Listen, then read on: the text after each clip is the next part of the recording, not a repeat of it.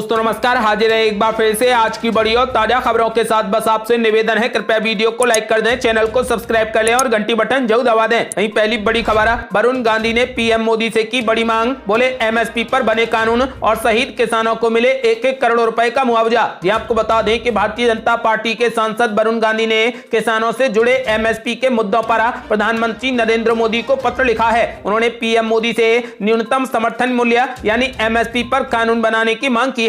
साथ ही उन्होंने सरकार से आंदोलन के दौरान जान गंवाने वाले सभी किसानों के लिए 1-1 करोड़ रुपए के मुआवजे की घोषणा करने की अपील की है। आपको बता दें कि मोदी सरकार ने 3 कृषि कानूनों को वापस लेने का ऐलान कर दिया है। सरकार का कहना है कि आगामी संसदीय सत्र में कानून वापसी की प्रक्रिया को भी पूरा कर लिया जाएगा। किसानों के अलावा कई नेता भी सरकार से एमएसपी पर कानून बनाने की मांग कर चुके हैं। वरुण गांधी ने शनिवार को पत्र के जरिए कृषि कानून वापस लेने पर प्रधानमंत्री नरेंद्र मोदी का धन्यवाद किया है। साथ ही उन्होंने सरकार से न्यूनतम समर्थन मूल्य पर कानून बनाने की मांग की है। आपको बता दें कि उन्होंने कहा कि तीनों कृषि कानून निरस्त करने की घोषणा के लिए मैं आपके बड़े दिल का धन्यवाद देता हूं। एमएसपी को लेकर उन्होंने लिखा है कि इस मुद्दे के पूरे होने तक आंदोलन खत्म नहीं होगा। उन्होंने एमएसपी पर कानून बनाने की मांग की है। और बड़ी खबर, किसान आंदोलन में आगे की रणनीति पर संयुक्त किसान मोर्चा की हुई बड़ी बैठक, इन मुद्दों पर हुई चर्चा। ये आपको बता दें कि संयुक्त किसान मोर्चा की कोर कमेटी की आज हुई बैठक में कई अहम मुद्दों पर चर्चा की गई। बैठक में लिए गए फैसले और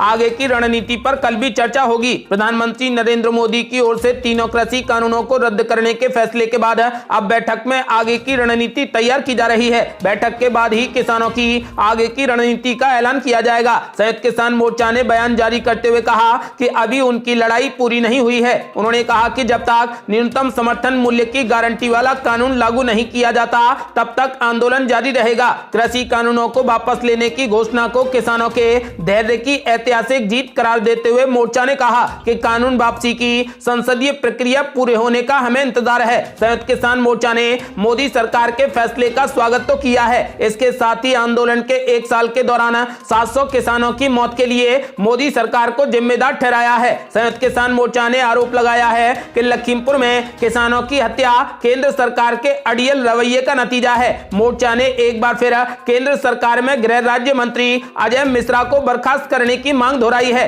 किसान नेता गुरुनाम सिंह चड़ूनी ने कहा कि हम एमएसपी किसानों के खिलाफ दर्ज मामले और मृतक किसानों के परिजनों के मुआवजे पर चर्चा करेंगे। संयुक्त किसान मोर्चा के सदस्य ऋषि पाल अंबावत ने कहा कि लखीमपुर में जिस तरीके से किसानों को मौत के घाट उतारा गया उसे हम भूल नहीं सकते। उन्होंने कहा कि अजय मिश्रा की बर्खास्तगी को लेकर 22 नवंबर को लखनऊ में होने वाला आंदोलन उसी तरीके से होगा। यही नहीं, जब तक उनकी मांग पूरी नहीं हो जाती तब तक हमारे सदस्य उत्तर प्रदेश, उत्तराखंड और पंजाब में बीजेपी उम्मीदवारों के खिलाफ प्रचार करते रहेंगे। यदि आप भी किसानों का खुले दिल से समर्थन करते हैं तो इस वीडियो को लाइक कर अपनी राय हमें कमेंट बॉक्स में जरूर दें। और ये बड़ी खबर, कृषि कानून वापसी की घोषणा के बाद मुख्यमंत्री मनोहर लाल खट्टर ने किसानों से की बड़ी अपील, बोले पीएम मोदी के फैसले का करें सम्मान, धरना खत्म कर लौटें घर। ये आपको बता दें कि हरियाणा के मुख्यमंत्री मनोहर लाल खट्टर ने कहा कि प्रधानमंत्री नरेंद्र मोदी की कृषि कानून वापस लेने की घोषणा के बाद किसानों को अब धरना खत्म कर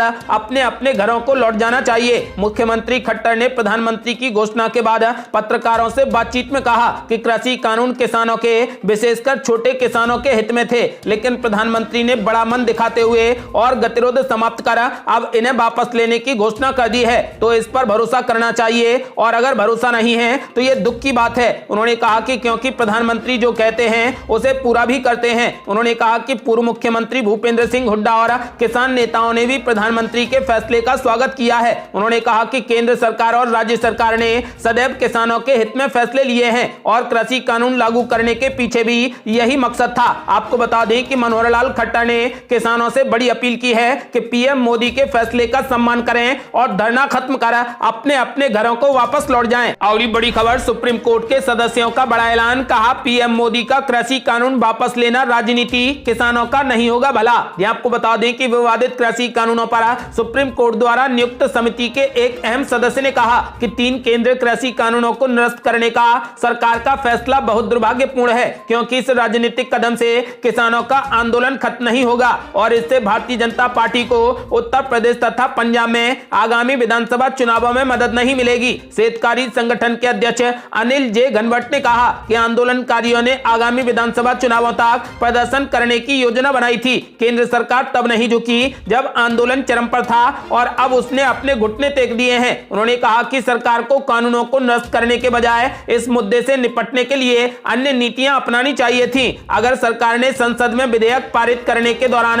इन पर उचित तरीके से चर्चा की होती तो ये कानून बच सकते थे। उल्लेखनीय है कि गुरु नानक जयंती पर सुबह देश को संबोधित करते हुए प्रधानमंत्री मोदी ने कहा कि तीनों कृषि कानून किसानों के फायदे के लिए थे, लेकिन हम सर्वश्रेष्ठ प्रयासों के बावजूद किसानों के एक वर्ग को राजी नहीं कर पाए। उन्होंने तीनों कृषि कानूनों को निरस्त करने की घोषणा की है। आपको बता दें कि अब सुप्रीम कोर्ट के एक अहम सदस्य अनिल जे घनवट ने दावा कर दिया है कि पीएम मोदी का यह कानून वापस लेना राजनीति है, इससे किसानों का भला नहीं होगा।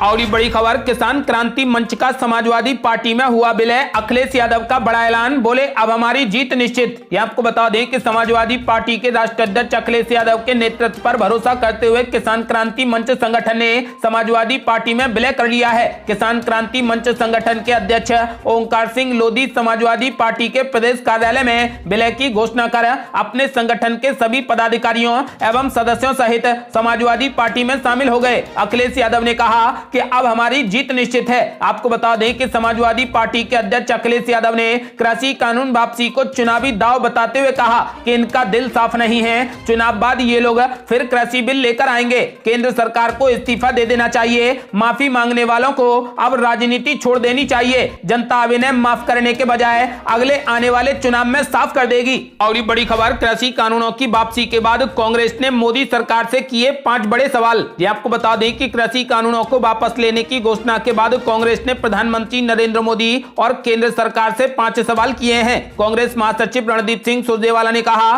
कि खेती विरोधी बीजेपी की ताकतें हार गई हैं और किसानों की जीत का दिन है। उन्होंने कहा कि प्रधानमंत्री नरेंद्र मोदी और केंद्र सरकार को तुरंत सवालों का जवाब देना चाहिए। उन्होंने कहा कि सरकार की घोषणा पर हमें संदेह है, ऐसी घोषणा में कहीं कोई षड्यंत्र तो नहीं है। आपको बता दें कि कांग्रेस ने बड़े 5 सवाल किए हैं। कांग्रेस महासचिव रणदीप सिंह सुरजेवाला ने कहा कि किसानों को कृषि कानून वापसी का श्रेय जाता है। इसके अलावा 5 राज्यों के चुनाव में बीजेपी की हार का डर भी कृषि कानूनों की वापसी के पीछे का कारण है। आपको बता दें कि 5 सवालों में पहला सवाल है कि प्रधानमंत्री मोदी बताएं कि किसानों के लिए न्यूनतम समर्थन मूल्य का आगे का रास्ता क्या है। दूसरा सवाल है कि मोदी सरकार ने किसानों की आय फरवरी 2022 तक दोगुना करने का वादा किया था, लेकिन किसानों की आय 27 रुपया प्रतिदिन हो गई है। सरकार बताए इसे दोगुना करने का रास्ता क्या है। तीसरा सवाल है कि किसानों के डीजल पर 3 रुपए 76 पैसे से लेकर 28 रुपए एक्साइज ड्यूटी को वापस करने को लेकर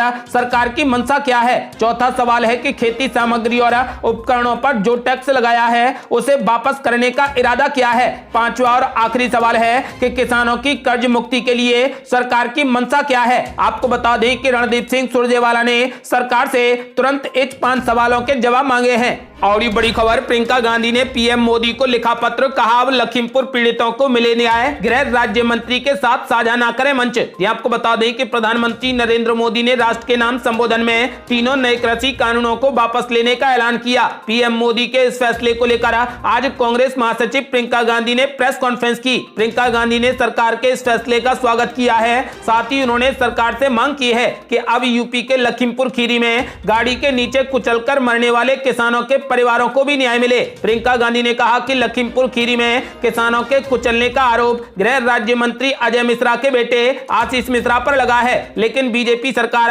आरोपी को बचाने की कोशिश में जुटी है। अगर पीएम मोदी आरोपियों के साथ मंच साझा करते हैं तो सीधा संदेश जाएगा कि आप किसानों को कुचलने वाले लोगों को संरक्षण दे रहे हैं। उन्होंने कहा कि ये 700 से ज्यादा शहीद किसानों का अपमान होगा। प्रियंका गांधी ने आगे कहा कि अगर किसानों के प्रति आपकी नीयत साफ है तो आज लखनऊ में पुलिस महानिदेशक सम्मेलन में गृह राज्य मंत्री अजय मिश्रा के साथ मंच को साझा न करें। उन्होंने कहा कि हम मांग करते हैं कि पीड़ित परिवारों को न्याय देने के लिए आप गृह राज्य मंत्री अजय मिश्रा को तुरंत बर्खास्त करें। प्रियंका गांधी ने मांग की है कि सरकार सभी किसानों के खिलाफ चल रहे मुकदमे वापस ले और पीड़ित परिवारों को तुरंत आर्थिक मदद दे। और ये बड़ी खबर, कृषि कानूनों की वापसी, अमरिंदर सिंह को करेगी मदद, बीजेपी के साथ गठबंधन का रास्ता हुआ साफ। जी आपको बता दें कि केंद्र सरकार के 3 कृषि कानूनों की वापसी से जुड़े फैसले का सबसे ज्यादा असर पंजाब और उत्तर प्रदेश की सियासत में देखने को मिलेगा। खास तौर पर कांग्रेस से अलग होकर नई पार्टी बनाने वाले अमरिंदर सिंह के लिए होगा। आपको बता दें कि पंजाब के पूर्व मुख्यमंत्री ने आगामी विधानसभा चुनाव लड़ने का ऐलान किया है और उन्होंने पंजाब में बीजेपी के साथ तालमेल से कभी इनकार नहीं किया है, बल्कि खुलकर कहा है कि वो बीजेपी के साथ तालमेल पर विचार करेंगे। अब जब केंद्र सरकार ने तीनों कृषि कानूनों की वापसी का ऐलान कर दिया है तो अमरिंदर सिंह के लिए पंजाब की राजनीति में बीजेपी के साथ गठबंधन करके चुनाव में जाना काफी आसान हो गया है। अमरिंदर सिंह लगातार मोदी सरकार से यह मांग कर रहे थे कि तीनों कृषि कानूनों को वापस लिया जाए। पंजाब के पूर्व मुख्यमंत्री ने इस बारे में केंद्रीय गृह मंत्री अमित शाह और प्रधानमंत्री नरेंद्र मोदी से भी कई मौकों पर मुलाकात की थी। अमरिंदर सिंह ने जब कांग्रेस से अलग होकर नई पार्टी का ऐलान किया था तभी उन्होंने बीजेपी के साथ तालमेल के संकेत दे दिए थे और इसकी झलक अमरिंदर सिंह के ट्वीट में भी झलकती है। पीएम मोदी के ऐलान के बाद उन्होंने ट्वीट करते हुए कहा कि ग्रेट न्यूज, प्रधानमंत्री नरेंद्र मोदी को धन्यवाद कि उन्होंने हर पंजाबी की मांग को स्वीकार किया है और गुरु नानक जयंती के पवित्र मौके पर